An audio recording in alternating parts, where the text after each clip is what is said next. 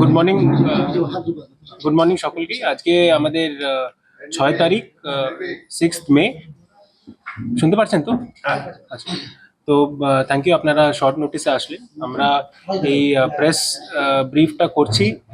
আমার সাথে আমি ডিস্ট্রিক্ট ম্যাজিস্ট্রেট বাঁকুড়া, আমার সাথে আছেন এসপি বাঁকুড়া, আমাদের সাথে আছেন ডিস্ট্রিক্ট ফোর্স কোঅর্ডিনেটর সিএপিএফ থেকে বাঁকুড়ার জন্য আছেন। এটা পোস্ট পোল, আপনারা জানেন পোলের রেজাল্ট বেরিয়ে গেছে। পোস্ট পোল যেন একদম শান্তিপূর্ণ থাকে, কোনো ভায়োলেন্স না হয়। তো ওটার জন্য আমরা এই ব্রিফিংটা করছি। আপনাদের মাধ্যমে আমরা আশা করছি এটা মানুষের কাছেও পৌঁছায়। এখন পর্যন্ত আমাদের বাঁকুড়া জেলায় পিসফুলি গেছে। তো এটাই আমরা আশা করছি যে এটা পরেও চলে থাকবে। তো যেটা আমরা এখান থেকে বার্তা দিতে চাই যে violence of any sort will not be tolerated at all. যে কোনো কেউ করে ওর ওর বিরুদ্ধে একদম স্ট্রিক্ট অ্যাকশন নেওয়া হবে, এটা আমরা জানিয়েও দিয়েছি সবাইকে। সেকেন্ড, ইন্টিমিডেশন, থ্রেট এগুলি একদম যে না হয়, আমরা প্রি পোল অ্যান্ড ডিউরিং পোলও এটা এনশোর করেছি, পোস্ট পোলও আমাদের করতে হবে। আর ভিক্টরি প্রসেশন ওটা অবশ্যই ওটা হবে, ওটা করছেও, অর্গানাইজ হবে যে করা হয়, এটার জন্য আমরা কথাও বলেছি আর এটাই আমরা এনশোর করার চেষ্টা করছি।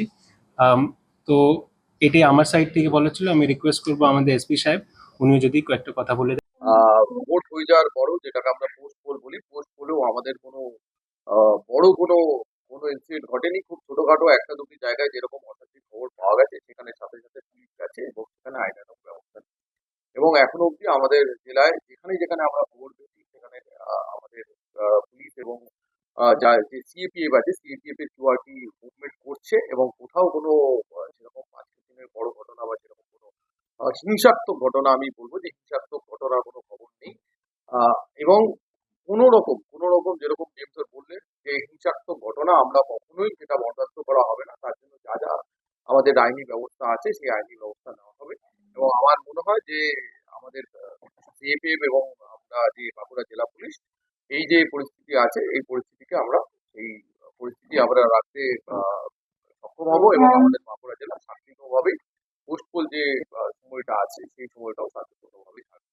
এখন অব্দি আমাদের এই সমস্ত যে ঘটনা যাতে না ঘটে, তার জন্য গতকাল থেকে প্রায় 60 জনকে আমাদের প্রিভেন্টিভ অ্যারেস্ট করা হয়েছে এবং বাকি যে যা আছে তার আইনানুগ সমস্ত ব্যবস্থায় নেওয়া পুরো জেলায় 60 জন এখন অব্দি প্রিভেন্টিভ অ্যারেস্ট করা হয়।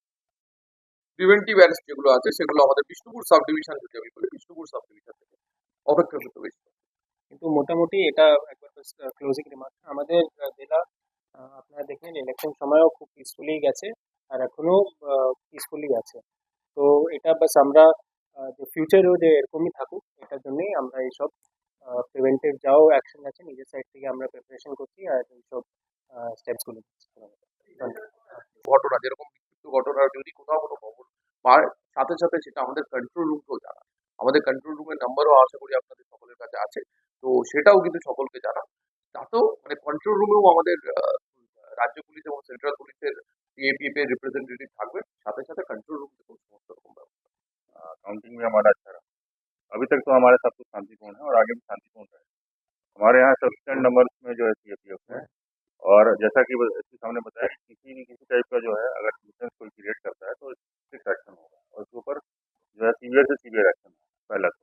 दूसरा बात है, विनिंग प्रोसेसन के लिए जो है जो कैंडिडेट जीते हैं उनको राइट है, वो अपना प्रोसेसन निकालेंगे, लेकिन वो भी जो है शांतिपूर्ण रहेगा, लिमिट में रहेगा।